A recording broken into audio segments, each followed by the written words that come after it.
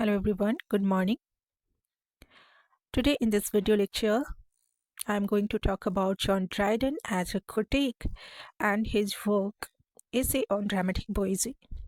John Dryden was born in 1631 and he was died in 1700. He was an English poet, dramatist and critic. He was also a leading figure of a Restoration age. He was so dominating person that the whole age was known as Age of Dryden. Walter Scott called him Glorious John. He was made poet laureate in 1668, and his critical works exhibit immense tolerance and Catholicism.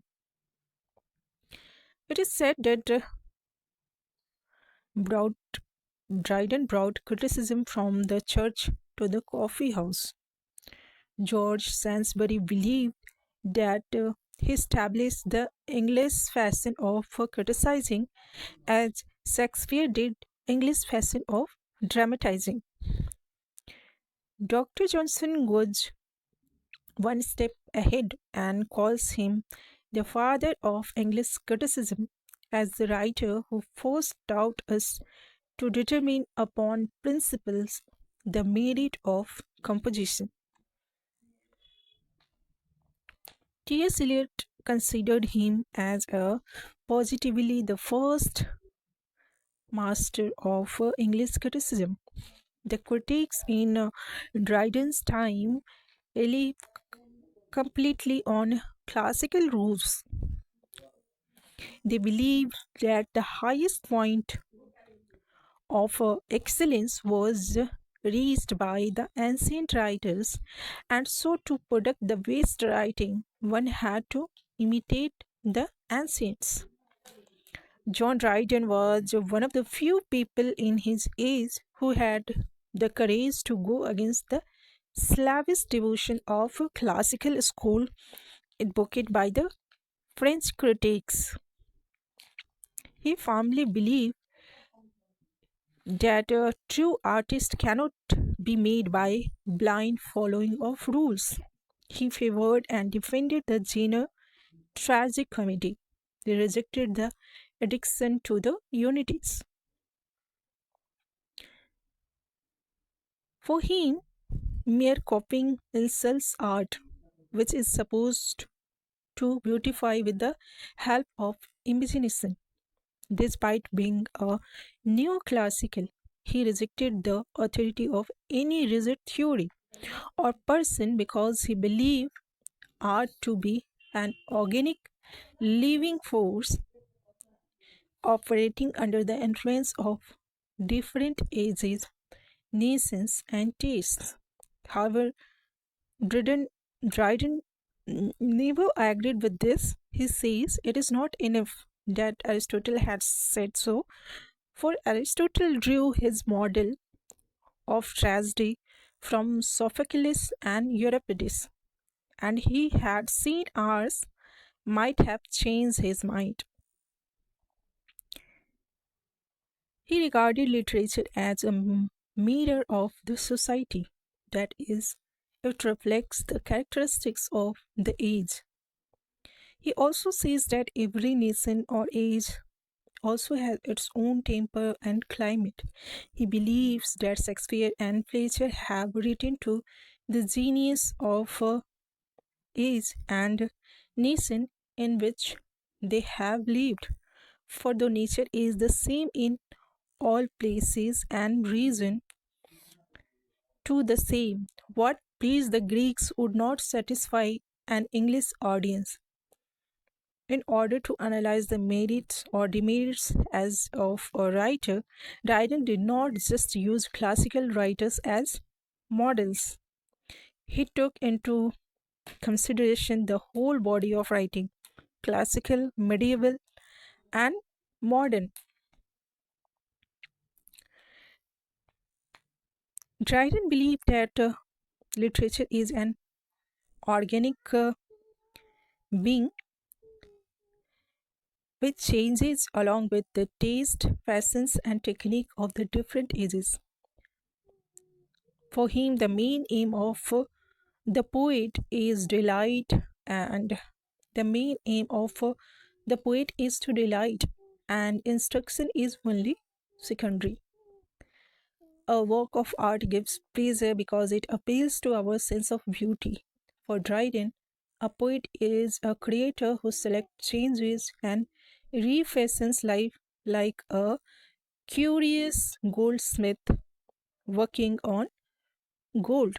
Thus, for Dryden, the final product shall be the one which is conceived by the imagination and regulated by the poet's judgment. For him, the writer has his own genius, which is an intimate part of his personality. Thus, Dryden broke away from the contemporary mold of criticism to become the first liberal critic of English literature. In 1668, Dryden wrote an essay of dramatic poesy. He writes this essay as a dramatic dialogue with the four characters representing four critical positions.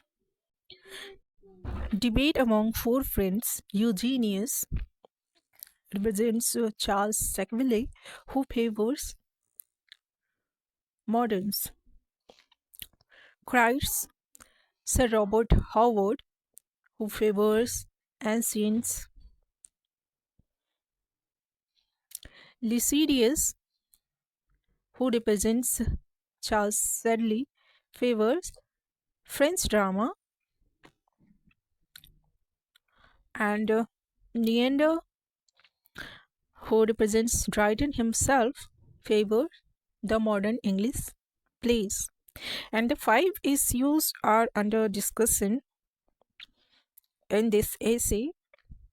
The first is ancient versus moderns, second is unities, third is French versus English drama, fourth is separation of tragedy and comedies versus tragicomedy, and the fifth is appropriateness of rhyme in drama.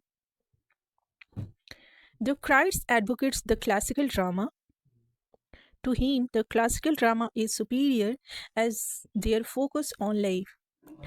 More so, all the rules of drama were invented by the ancient and they have been borrowed by English.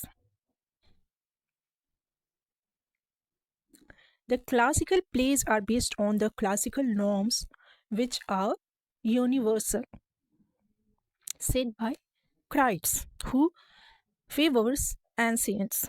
Now, Eugenius advocates the modern drama because the modern have profited by the rules of the ancients, but they have made some novel modifications in the construction of the play. Moreover, the modern dramatists are superior to the ancients in the fact that they can write both tragedies and comedies equally well.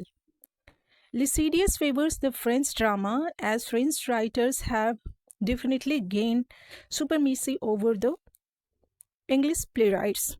Neoclassical drama is superior to Elizabethan because the neoclassical drama is either tragedy or comedy, not a mixture. This drama is based on history and it is primarily concerned with the inner crisis. The French handle details with much care, and the rhymed verse applied by the French is excellent one. Neander advocates the restoration drama or the English drama. Neander, who is Dryden himself, advocates the restoration drama or the English drama. Neander advocates he appreciates the concepts of tragicomedy by the English dramatist that can provide both grit and sadness together. He also appreciates the concept of underplot, subplot applied by dramatists that enrich the play. English plays have the multiplicity of themes, characters, and dramatists have surpassed all the ancients and modern writers. He appreciates Shakespeare and Ben Jonson. And what is the difference between French and English drama? It is prescribed here. French drama is smaller than English drama, and French drama pursues one plot. English drama has subplot. French drama has little action. English drama has more action. And French drama has narrowness of imagination, and English drama has broadness of imagination.